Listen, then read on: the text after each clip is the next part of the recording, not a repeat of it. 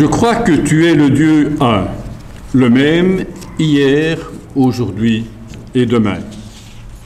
Je crois en ton amour unique pour tous les êtres humains.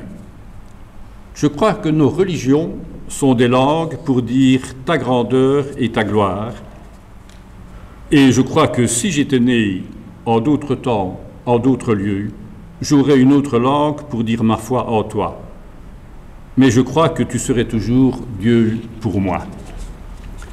Je crois en une amitié entre les croyants toujours possible, en un dialogue entre les chercheurs de vérité toujours possible, en une paix entre les religions toujours possible. Je crois en une liberté religieuse toujours possible, en une religion utile pour tout le monde. Mais je crois qu'il n'est pas possible d'y arriver sans l'amour du prochain que tu inspires à toutes et tous et qui reste si difficile à vivre réellement. J'ai foi en la bonne volonté de celles et ceux qui, sincèrement, cherchent à dire l'indicible de ta présence à leur côté. Je crois en Jésus qui est un frère pour moi et qui est un prophète pour d'autres, et je n'affirmerai pas que j'ai raison contre eux, car ni eux ni moi ne pouvons prouver que nous avons raison quand nous parlons de toi. Mais toujours j'affirmerai que nous avons raison de chercher ensemble un chemin vers toi. Je vous invite à la prière.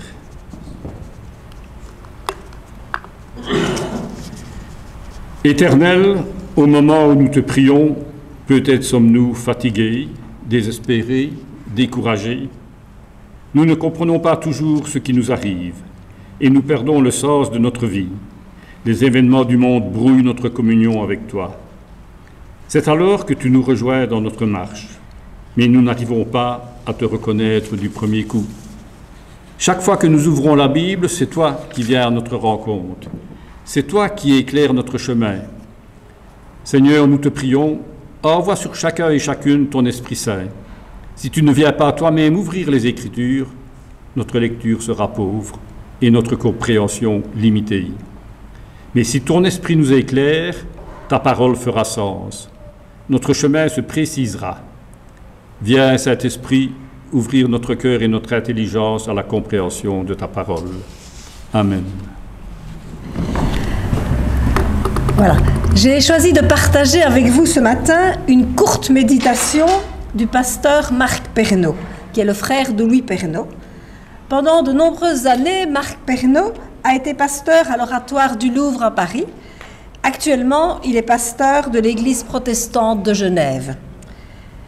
Il possède un site internet sur lequel il est très actif.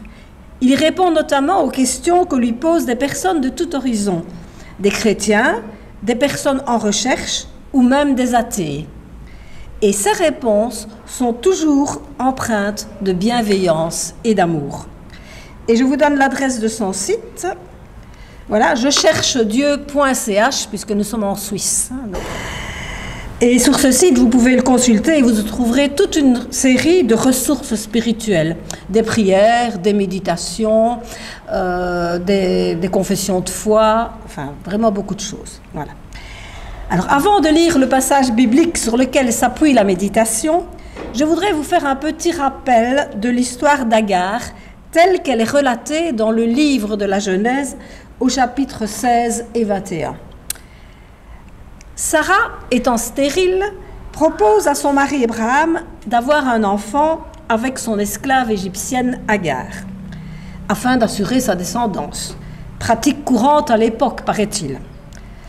Lorsque Agar tombe enceinte, elle méprise sa maîtresse Sarah. Les tensions s'intensifient entre les deux femmes. Sarah maltraite tellement Agar que celle-ci s'enfuit dans le désert. Là, un ange du Seigneur lui apparaît et lui demande de retourner auprès de sa maîtresse. Et il promet à Agar qu'elle mettra au monde un fils et qu'il aura une descendance nombreuse. Quelques années plus tard, Sarah donne naissance à Isaac et demande à Abraham de chasser Agar et Ismaël dans le désert. Là, Dieu renouvelle sa promesse à Abraham et il lui dit que c'est par Isaac qu'il aura les descendants promis. Mais Ismaël aura lui aussi une descendance nombreuse. Et voici donc le texte sur lequel s'appuie la prédication. Autrefois, vous ne connaissiez pas Dieu et vous étiez esclaves des dieux qui par nature n'en sont pas. Mais maintenant que vous connaissez Dieu, ou plutôt que vous êtes connus de Dieu, comment pouvez-vous retourner à ces éléments impuissants et misérables et vouloir à nouveau en être esclaves? Vous observez scrupuleusement les jours, les mois, les saisons et les années. Je crains de m'être donné en vain de la peine pour vous. Dites-moi, vous qui voulez être sous la loi, n'entendez-vous pas la loi? Car il est écrit qu'Abraham eut 2 fils, un de l'esclave et un de la femme libre. Mais celui de l'esclave est né selon la chair, et celui de la femme libre du fait de la promesse. Il y a là une allégorie, car ces femmes sont 2 alliances. L'une, celle du mont Sinaï, engendre pour l'esclavage. C'est Agar. Or, Agar, c'est le mont Sinaï en Arabie. Et elle correspond à la Jérusalem de maintenant, car elle est dans l'esclavage avec ses enfants. Mais la Jérusalem d'en haut est libre. C'est elle qui est notre mère. En effet, il est écrit « Sois en fête, femme stérile, toi qui n'as pas d'enfant. Éclate en cris de joie, toi qui n'as pas éprouvé les douleurs de l'accouchement. Car les enfants de la délaissée sont plus nombreux que ceux de la femme qui a son maître. Quant à vous, mes frères et sœurs, comme Isaac, vous êtes les enfants de la promesse. Mais tout comme autrefois, celui qui était né selon la chair persécutait celui qui l'était selon l'esprit, en est-il encore maintenant? Or, que dit l'Écriture? Chasse l'esclave et son fils, car le fils de l'esclave n'héritera pas avec le fils de la femme libre. Ainsi, frères et sœurs, nous ne sommes pas les enfants de l'esclave, mais ceux de la femme libre. C'est pour la liberté que le Christ nous a libérés. Tenez donc ferme et ne vous remettez pas sous le joug de l'esclavage.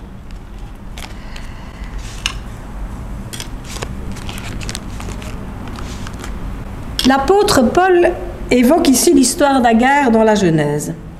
Cette histoire est absolument révoltante quand on en fait une lecture au sens matériel, historique. C'est donc très heureux que Paul en fasse une lecture allégorique. Ce procédé était très fréquent à l'époque de Jésus.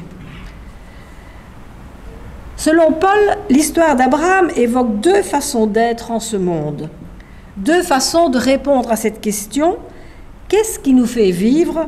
Qu'est-ce qui nous fait agir? Qu'est-ce qui nous fait prier? Sommes-nous fils ou filles d'Agar, l'esclave? Sommes-nous enfants de la femme libre, fils ou filles de la promesse de Dieu faite à Abraham? Sans doute un peu des 2. L'enfant de l'esclave est celui qui agit parce qu'il s'y sent contraint, comme un esclave obéit à son maître afin de ne pas être battu et d'être gardé en vie. L'enfant de l'esclave est celui qui agit pour gagner des points auprès des autres ou de Dieu. C'est souvent d'autres que lui-même qui ont décidé de ce qu'il faudrait faire pour être quelqu'un de bien. Ce qui le motive à agir, c'est la contrainte. Ce ressort se retrouve dans bien des domaines. Paul donne l'exemple de certains mouvements religieux qui prétendent que Dieu serait du genre à tenir un dossier personnel sur chaque personne avec des bons et des mauvais points. L'enfant de l'esclave est celui qui se met à agir grâce à ce chantage et à ces menaces. L'enfant de la femme libre est celui qui peut agir librement, car il a déjà reçu la promesse. Il se sait connu par Dieu, c'est-à-dire dans la langue de la Bible, il se sent déjà aimé et gardé par Dieu. Il n'y a plus de menaces ni de chantage. Le prix est donné d'avance, sans condition. Dieu nous gardera toujours sous son aile. C'est comme cela qu'Abraham et Sarah se sont mis en route. Avant même qu'ils aient fait quoi que ce soit, Dieu dit à Abraham: « Je te bénis et je te bénirai. Je rends ton nom grand, tu seras bénédiction pour une multitude, disons-nous dans Genèse 12, 2. Alors, qu'est-ce qui motive l'enfant de la promesse? L'inspiration que cela donne d'être aimé, la beauté du geste, l'amour qu'il ressent, l'enthousiasme de faire le bien et d'avancer. Et cela change tout. Si on aide un clochard en lui payant un sandwich, en se sentant obligé, à contre-cœur, tant mieux pour l'estomac du pauvre homme. Mais en réalité, ce n'est pas lui que son bienfaiteur a aimé en faisant ce geste. Il l'a fait en pensant à lui-même et il s'est servi du pauvre comme d'un moyen pour faire son propre salut, pense-t-il. Et c'est pas génial. Alors que celui qui, selon la promesse faite à Abraham, sait qu'il est déjà béni par Dieu, que son nom est déjà grand, qu'il est déjà reconnu comme une personne précieuse, bénie par Dieu. Si cette personne-là agit, ce sera librement. Cela viendra de son propre cœur, de sa joie de faire un peu de bien comme elle peut. C'est infiniment plus créatif, plus riche et bienfaisant. C'est authentique parce que libre. Le geste vient du bon fond de la personne et c'est source de joie. Alors que l'esclave est comme écrasé par la contrainte et souffrant. En Christ, explique Paul, nous sommes fils ou filles de la promesse, plus de l'esclave. Grâce au Christ, nous connaissons un peu mieux Dieu. Et que savons-nous de lui? Nous avons appris, nous dit Paul, que nous sommes déjà connus, aimés. Notre légitime soif d'être quelqu'un de reconnu, notre soif d'être aimé, d'être validé, d'être en sécurité, cela est déjà assouvi. C'est librement que nous pouvons nous mettre debout et choisir ce que nous ferons. C'est une façon de comprendre la religion d'une manière tout à fait différente.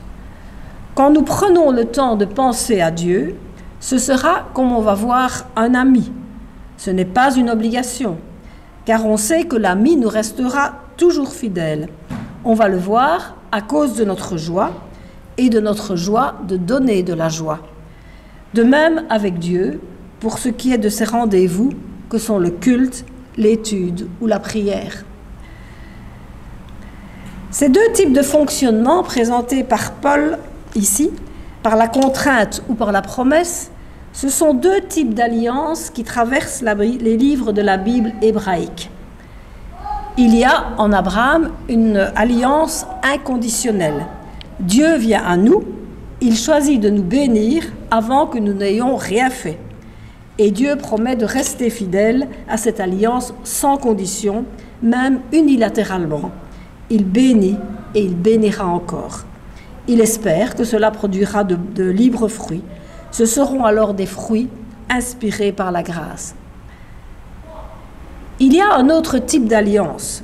Dans des livres comme le Deutéronome, nous voyons se développer une alliance conditionnelle, comme si Dieu nous disait « Si tu obéis au commandement que je te donne, tu seras béni de multiples façons, tu prospéreras. » Mais, nous dit le Deutéronome, si tu n'obéis pas à la voix de l'Éternel ton Dieu, si tu n'observes pas et ne mets pas en pratique tous ces commandements et toutes ces lois que je te prescris aujourd'hui, voici toutes les malédictions qui viendront sur toi et qui seront ton partage.